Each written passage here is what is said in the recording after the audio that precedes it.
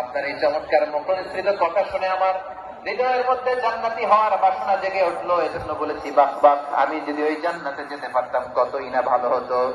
উমাইরের কথা শুনে বিশ্বনবী বললেন, ঠিক আছে উমাইর, জান্নাতে ঢোকার জন্য, এই জান্নাতের অধিবাসী হওয়ার জন্য যেহেতু তোমার এত আকাঙ্ক্ষা, আমি বলে দিলাম আনতা মিন আহলিহা, তুমি আল্লাহর ওই জান্নাতের অধিবাসী হবা। যাও উমাইর, তুমি ওই জান্নাতের অধিবাসী, ওই জান্নাতে তুমি ঢুকবা, তুমি জান্নাতি। তার মানে সহজ কথায় তুমি জান্নাতি। সুবহানাল্লাহ বলেন। যখনই বিশ্বনবী বললেন জান্নাতি, সাইয়েদনা উমর রাদিয়াল্লাহু তাআলা আনহু খেজুর খাচ্ছিলেন আর মনে মনে ভাবে, বিশ্বনবী যখন ওয়ারেন্টি দিয়েছে, বিশ্বনবী যখন গ্যারান্টি দিয়েছে আমি জান্নাতে যাব, তাহলে হাতে তো এখনো 3টা খেজুর বাকি। এই 3টা খেজুর যদি খাই তাহলে জান্নাতে ঢুকতে দেরি হয়ে যাবে।